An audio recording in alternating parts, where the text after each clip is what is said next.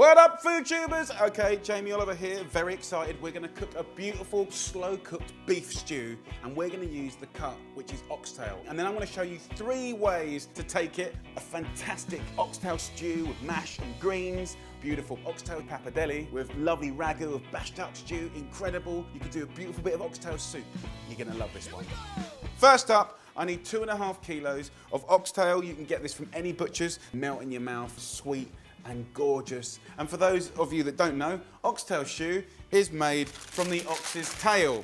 And of course, any meat cooked on the bone is going to give you maximum flavour. So it's going to be the heartiest, most delicious stew out there. I want to very generously season it with black pepper and sea salt, just a little bit of oil. I've got the oven on full whack and I've preheated a tray straight in there.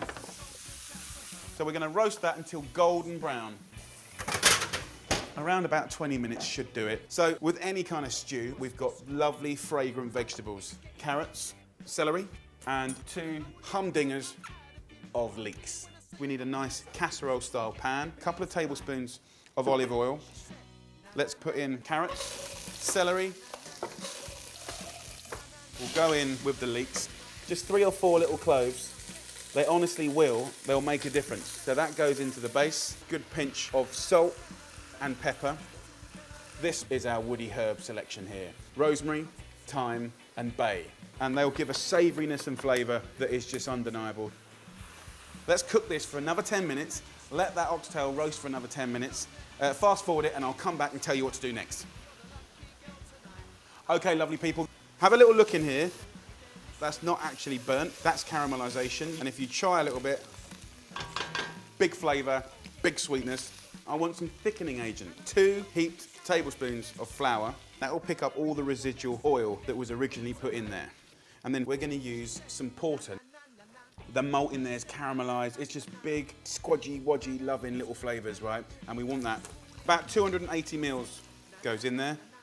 The first job of the porter is to sort of take all the sticky caramelised goodness off the bottom.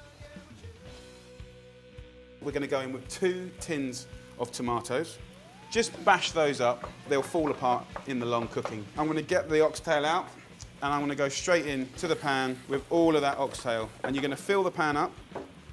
Look at that. Add the water just to cover. It's going to bring all the flavour out of the bone. Put a little lid on top and I'm going to cook that now for 5 to 6 hours at 150 degrees Celsius. Just let time do the magic.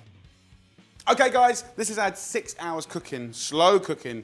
Look at that. Absolute gooey, tender, meaty heaven. Look at the depth of colour and flavour we got here. Absolutely fantastic. What you can do is serve it like this on the bone, or what I'm going to do is I normally let it cool down a little bit. You can put on some rubber gloves, take a piece of the oxtail, and we just pinch it, really. And you can see how lovely and tender that is. It's so close to the bone, the flavour is ridiculous, okay? And you just clean that bone, and it comes away. I've just taken a couple of minutes to strip all this meat off the bone. Notice that there's a big old rim around here, and that is flavour. That'll be more delicious, more natural, and more brilliant than any stock cube on the planet. And then what I'm going to do is have a little taste. Right, so now I want to season it with a little salt. I'm going to use a little bit of Worcestershire sauce. About 1 tablespoon is probably sufficient. You can use that beautiful oxtail in so many different ways. First up, I'm going to put some pappardelle in. This is fresh, but you could use dried. Take a little spoon of this sauce, right? 4 spoons of that is more than enough. And then I'm just going to take a little parmesan. I'm using it as a kind of link between the pasta and the pasta water. And I'll add that to my lovely oxtail, and it will make it stick around the pasta. So now the pasta's ready. Drag it over, and then all we want to do is just move it around.